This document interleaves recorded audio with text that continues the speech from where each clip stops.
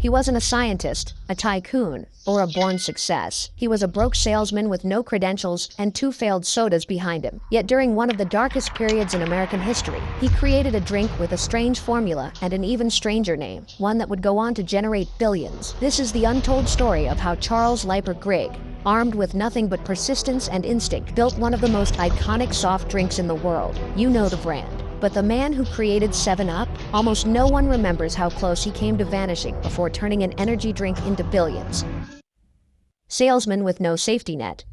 Charles Leiper Grigg was born on May 11, 1868, in Price's Branch, Missouri, a small rural town with limited opportunities. He received only a basic education and had no formal business or scientific training. From a young age, he was expected to work.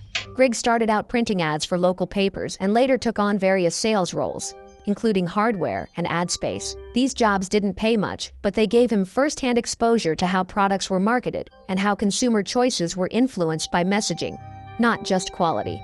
Grigg developed a skill for understanding what people wanted to hear and how they wanted it delivered. In his early 20s, Grigg moved to St. Louis, Missouri, a growing hub of commerce, manufacturing, and innovation. There, he found work as an advertising salesman, a job that suited his persuasive abilities. He was not part of the upper business class, and he had no connections in the beverage industry. What he had was grit, a sharp mind for product appeal, and a desire to create something that was his. While writing ads for others, Grigg became increasingly aware that he was building other people's empires. He began studying which products sold and which didn't, learning the patterns of market behavior. St. Louis at the time was a hotspot for soda innovation. Bottling plants were expanding, and flavored drinks were becoming popular beyond pharmacies. Grigg realized that beverages had one of the highest consumer return rates. People didn't just buy a drink once. They bought it repeatedly if they liked it. This insight stayed with him. He was not yet an inventor, nor was he wealthy or known, but he was quietly preparing to break into one of the most competitive consumer industries in America. His first taste of success and failure. Charles Grigg's first real breakthrough came in 1919. After years of working behind the scenes in advertising and sales, he joined the Vess Soda Company, a St. Louis-based beverage business that was looking to expand its offerings. Recognizing the rising popularity of flavored sodas, Grigg developed a carbonated orange drink he named Whistle. Unlike many beverages at the time, Whistle had a sharp, distinct flavor that wasn't overly sweet. It stood out from competitors and quickly gained traction in the local market. Grigg had successfully created a product that resonated with consumers and drove profits. However, despite his role in developing Whistle, Grigg didn't own the formula or control the company's direction. The rights to the drink belonged entirely to Vess, which was run by Silas B. Mason and other executives who viewed Grigg more as an employee than a partner. As Whistle became more profitable, internal conflicts escalated. Grigg wanted a larger role and more control over the product he had created. Management disagreed. Tensions reached a breaking point, and Grigg was forced out of the company. He left with no rights, no royalties, and no legal claim to the drink he had invented. This failure hit hard. It was his first major success, and he had lost it overnight. But rather than give up, Grigg used the experience to fuel a new determination. He understood now that talent alone wasn't enough. Ownership and control were essential. He vowed that his next creation would be fully his. Though he was unemployed and financially strained, Grigg had learned a crucial lesson. Never innovate under someone else's name. That conviction led him to begin again, this time as a co-founder with complete control over his next product. The Howdy Experiment. After his departure from Vess, Charles Grigg set out to build a company of his own. He partnered with Frank Gladney, a seasoned bottler with experience in soda distribution, and Edmund G. Ridgway, a businessman who brought financial backing. Together, they formed the Howdy Company, named after their first product, Howdy Orange. Grigg had learned from Whistle's success and poured his efforts into creating a drink that was bright, flavorful, and positioned to compete directly with Orange Crush, then the dominant name in orange sodas. The formula was well crafted. It had a balanced citrus profile, appealing carbonation, and attractive branding. However, breaking into the soda market was more difficult than Grigg expected. Orange Crush had national recognition, established bottling contracts, and marketing muscle. Howdy struggled to secure distribution beyond a handful of local bottlers. Grigg and his partners faced mounting production costs, tepid sales, and skepticism from retailers who questioned the need for another orange soda on already crowded shelves. Grigg was frustrated, but not defeated. He observed a shift in consumer preferences. People were increasingly drawn to lighter, crisper beverages, something that offered refreshment without being overly sugary. This pattern caught his attention. Rather than push harder in a saturated orange soda market, Grigg began experimenting with a lemon-lime flavor blend. He believed that if he could find the right formula, something both unique and broadly appealing, he could establish a new category altogether. This was not a minor adjustment. It was a full creative pivot, a calculated departure from what had already failed twice. While others doubled down on colas and fruit sodas, Grigg quietly returned to the lab, focused on crafting something different. His next invention wouldn't just be another drink, it would disrupt the entire industry. A strange formula, with a long name. Working behind the scenes at the Howdy Company, Charles Grigg began formulating a lemon-lime beverage that was unlike anything on the market. He experimented with natural citrus oils, blending lemon and lime extracts to create a flavor profile that was sharp, clean, and refreshing, without being heavy or overly sweet. But flavor alone wasn't enough. Grigg wanted the drink to stand out both in taste and in effect. Drawing from his understanding of patent medicines, he added a small dose of lithium citrate, a compound then legally used in tonics to improve mood and reduce anxiety. The result was a fizzy, citrus-forward drink with a subtle therapeutic twist. In October 1929, just 2 weeks before the stock market crash, Grigg launched it under the name Bib Label Lithiated Lemon Lime Soda. The branding was confusing and difficult to market, but the drink itself generated curiosity. In a time of rising anxiety and national economic collapse, consumers found the product's calming claims oddly appealing. Pharmacists and bottlers who had struggled to sell traditional tonics were intrigued by Grigg's blend of flavor and function. Though sales were slow at first, word of mouth spread. The drink was marketed as uplifting and stabilizing, without the bitterness of medicine or the heaviness of cola. Grigg knew he had created something that filled a unique space, a beverage with emotional value during a time of national distress.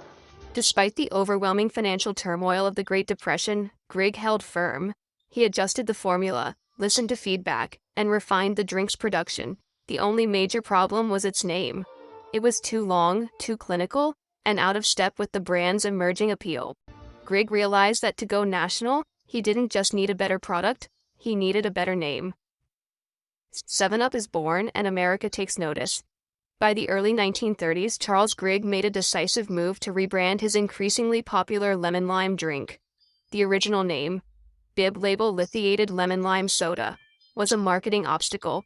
It was awkward, technical, and didn't match the simplicity or refreshment the drink offered. Grigg and his team streamlined it to 7UP, a short, catchy name that consumers could easily remember and repeat. Though the meaning of the name was never officially confirmed, theories circulated. It referred to the drink's original 7-ounce bottle, the 7 ingredients, or even a nod to lithium's atomic mass. Regardless of its origin, the rebranding worked. With a new identity and growing consumer recognition, 7-Up began spreading beyond the Midwest. Its appeal rested on clarity, both in taste and appearance. Unlike colas, which were dark, sugary, and caffeinated, 7UP was colorless, caffeine-free, and perceived as clean. It offered a refreshing break from traditional sodas, and aligned with a growing demand for simpler, more wholesome products. Grigg marketed 7-Up as more than just a drink, it was part of a lifestyle. Early advertisements emphasized family, health, and purity. Campaigns featured images of mothers and children, smiling over glasses of 7-Up, reinforcing its position as a safe, everyday soda. In contrast to the bold, masculine branding of colas, 7UP carved a niche rooted in trust and consistency. The beverage also benefited from its therapeutic reputation. Although lithium would later be removed from the formula, its initial inclusion helped position 7UP as subtly beneficial, something that not only quenched thirst, but gently lifted spirits. Grigg had found the sweet spot between novelty and familiarity. With the new name gaining traction and bottling contracts expanding, 7-Up transitioned from a regional curiosity to a national contender. It was no longer just a survival project. It was a rising force in the American beverage market. From regional soda to cultural icon. As 7UP's distribution widened through the 1940s, the brand transitioned from a niche lemon-lime soda to a household staple. Bottlers across the United States embraced it for its dependable sales and broad consumer appeal. During World War II, its caffeine-free formula gave it an edge when wartime rationing and health-conscious messaging made cola alternatives more attractive. The drink's positioning as pure and wholesome resonated with families seeking a safe and refreshing option, especially during years of uncertainty and rationed goods. In 1948, a pivotal change occurred. The U.S. Food and Drug Administration prohibited the use of lithium in food and beverage products. Charles Grigg's original formula had included lithium citrate, a mood-stabilizing agent that had been legal and popular in health tonics. By this time, however, 7UP had built a loyal customer base independent of its medicinal additive. The lithium was quietly removed from the formula with no noticeable decline in sales, proving the drink's appeal went far beyond its pharmacological origins. Throughout the 1950s and 1960s, 7UP leaned into strong advertising and family-centric branding. It was featured in national magazines, radio spots, and eventually television, where it was marketed as the drink for all ages. Clear bottles and green labeling became visual trademarks. Grigg's team pushed slogans like, "You like it, it likes you," reinforcing both emotional and physical refreshment. By the late 1960s, 7UP was performing strongly enough to draw the interest of major corporations. In 1969, it was acquired by Westinghouse Electric Corporation, which provided the brand with expanded resources and marketing reach. This support would prove crucial in the decade to follow. Then, in the 1970s, 7UP launched its boldest and most memorable marketing effort, the Uncola campaign. With rising pressure from Coca-Cola and Pepsi, 7UP needed to stand apart.